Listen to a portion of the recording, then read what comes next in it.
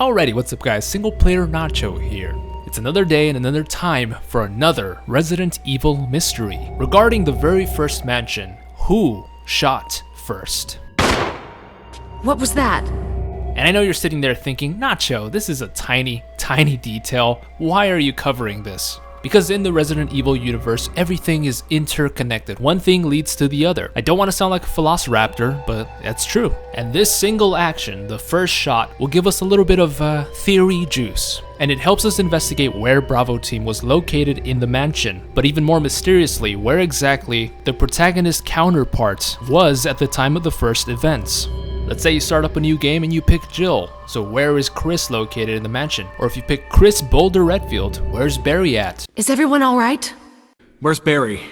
He's... No. What was that?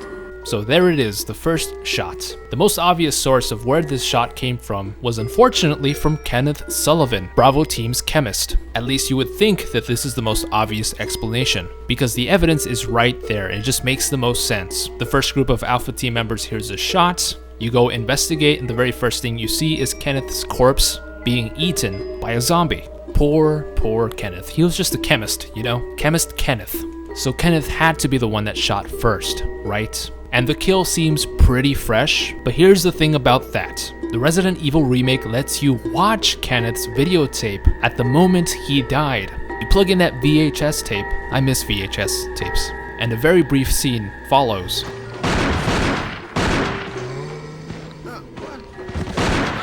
Get away from me! No! Hey! No!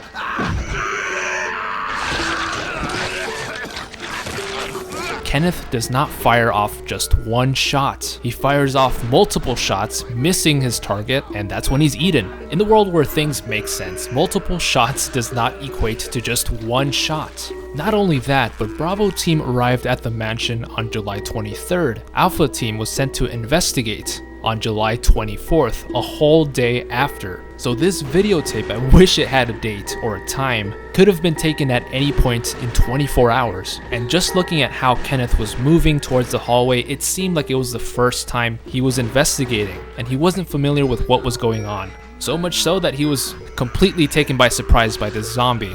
Kenneth just seemed so horrified. He scurried back for cover, shooting all over the place. It's pretty obvious he didn't know how to deal with this thing. And with how close that corridor which Kenneth died in is close to the entrance, and with how many zombies there are in the mansion, there's a bunch of them, it makes me think that this was Kenneth's first encounter with a zombie, which leads me to believe that this was early on the July 23rd Bravo team investigation.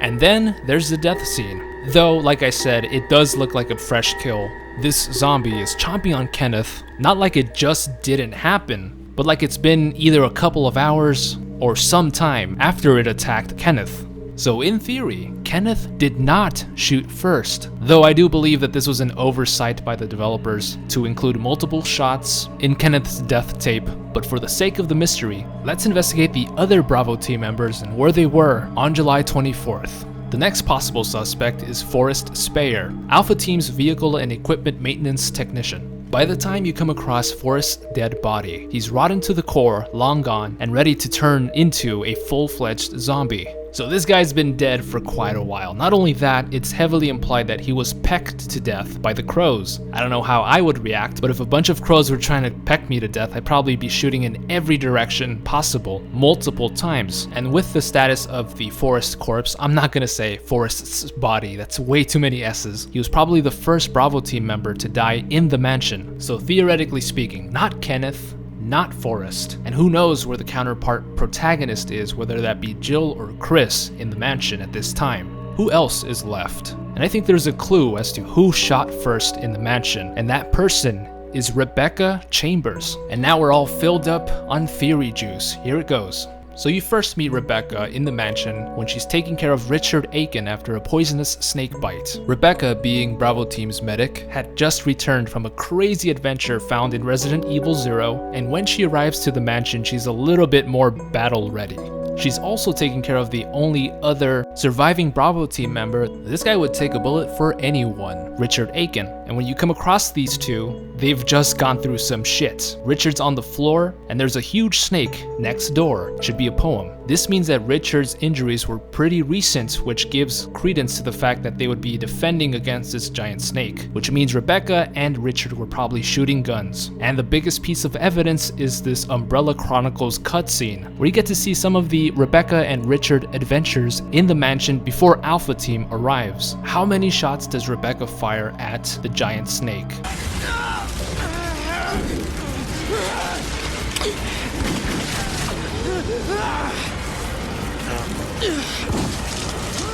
Three shots. Very close, but I will say this. Those 3 shots are very far away from each other. It's more probable that Alpha Team entered before the 3rd shot, more than between Kenneth's various shots he took at that first zombie.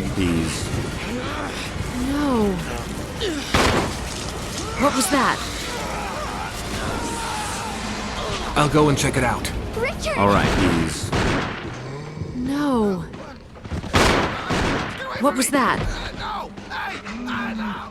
Coupled with the fact that we don't know the exact date when Kenneth died, it could have been July 23rd, whereas we know that Richard and Rebecca's snake encounter was July 24th, and most recently because we find Richard injured. This is a pretty wild theory, but I think Rebecca's shot was the first shot found in Resident Evil. A lot of the evidence is anecdotal, but it just makes the most sense. And for the longest, I thought that Kenneth was the first one to shoot. You had me fooled, Chemist Kenneth. Of course, this is all theoretical. Who knows who actually shot first? And if you're still skeptical, we have to find out where your counterpart protagonist was during these events. So whether you pick Jill Valentine or Chris Boulder Steroid Field, Redfield, Resident Evil's protagonists are split up. Always pay attention to what Wesker says. Barry.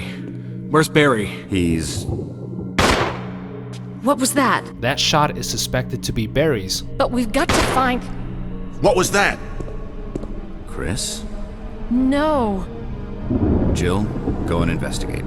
If you pick Jill, that shot belongs to Chris, according to Wesker. Now let's take a look at Wesker's intention here. Wesker wants to test out these stars against the BOWs for battle data. He's a very crooked individual. I don't know if you guys know this. It's always the shady shades man. If you pick Chris, it just so happens that Wesker has this weird obsession with Chris's abilities. It's explored in Resident Evil 5 even more. We also know that Barry, in hindsight, is playing the secret bad guy for Wesker. So it's entirely possible that Barry shot at absolutely nothing to gain the attention of Chris, and Wesker allows Chris to be sent alone to investigate so that he can be tested for his abilities. And if it's the other way around, if you pick Jill, Chris is separated. We don't see him at the mansion entrance, so he's possibly running around shooting at things. It could also be him. But these are a lot of crackpot theories, and I'm running out of crack.